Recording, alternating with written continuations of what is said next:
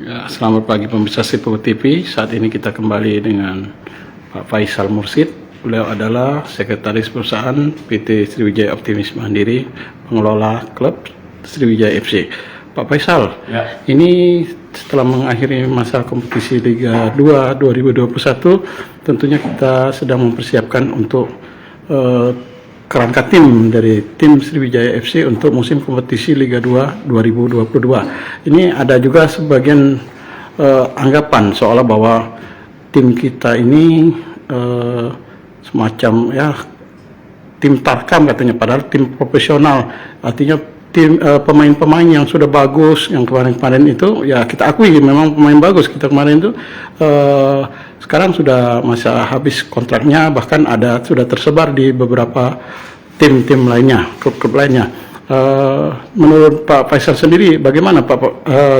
Apakah ini memang sudah tradisi dari setiap tahun bahwa klub-klub liga profesional itu ada pemain datang dan pergi dan harus ada perekrutan kembali untuk menyusun kerangka tim?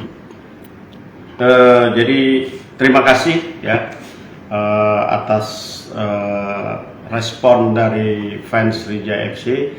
Jadi yang jelas untuk kompetisi tahun 2001 itu sudah berakhir pada bulan Desember kemarin. Sedangkan untuk kompetisi Liga 2 tahun 2022 diperkirakan bulan 6 kalau tidak terjadi sesuatu hal yang luar biasa terkait masalah pandemi COVID-19. Jadi ada beberapa pemain kita yang memang dilirik oleh klub-klub lain, terutama dari klub Liga 1. Ada sekitar berapa orang itu, dan sudah kita keluarkan surat keterangan bahwa yang bersangkutan bergabung dengan klub tersebut. Kita melepas gitu, dalam arti secara administrasi kita melepas pemain tersebut kepada klub yang melamar pemain tersebut.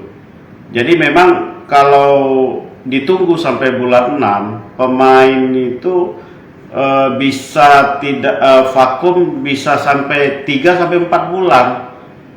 Jadi kalau masalah pemain diistilahkan tarkam atau tidak, itu bukan seperti itu. Ini adalah klub profesional, kita menerima pemain sesuai dengan masa kontraknya, dan pemain berhak mempunyai untuk bergabung, mempunyai hak ya untuk bergabung dengan klub lain, daripada yang bersangkutan istirahat selama 3 sampai 4 bulan begitu. Paling tidak pemain tersebut bisa menjaga kondisi kesehatannya bergabung dengan klub lain gitu.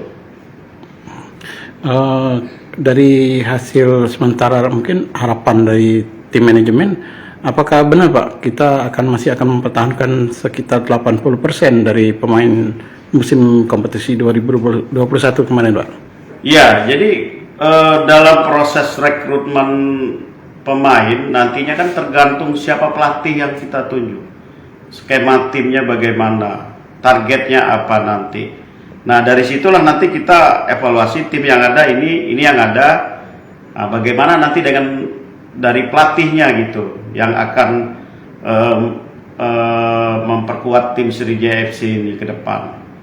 Jadi paling tidak kita evaluasi sudah berjalan ini yang akan kita sampaikan nanti dengan pelatih, siapapun pelatihnya, apakah pelatih Nil atau yang lain begitu. Nah ini nanti keputusannya ada di manajemen Sriwijaya FC. Terakhir barangkali mungkin untuk artinya kan ini kan pelatih Pak yang lebih awal ketimbang dari pemain yang akan direkrut. Nah untuk penentuan itu jelang sekitar bulan berapa itu Pak baru akan dari manajemen akan perekrutan pelatihnya Pak?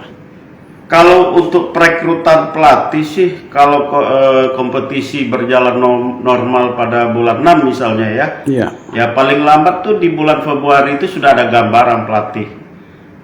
Paling tidak manajemen sudah memberikan gambaran pelatih ini ya, dan yang lebih baik kita sudah putuskan masalah pelatih begitu. Karena Karena dari pelatih inilah nanti akan dibuat skema timnya bagaimana. Jadi kan kalau kita rekrut pemain ini kan tergantung target juga gitu. Targetnya apa? Target lolos ke Liga 1 gitu. Oke Pak. Terima kasih Pak Faisal Mursid. Ya, Organisasi Bogor TV. Ya, kita akhiri perbincangan kita dengan Pak Faisal Mursid. Ya, selamat pagi. Assalamualaikum warahmatullahi wabarakatuh. Waalaikumsalam warahmatullahi wabarakatuh.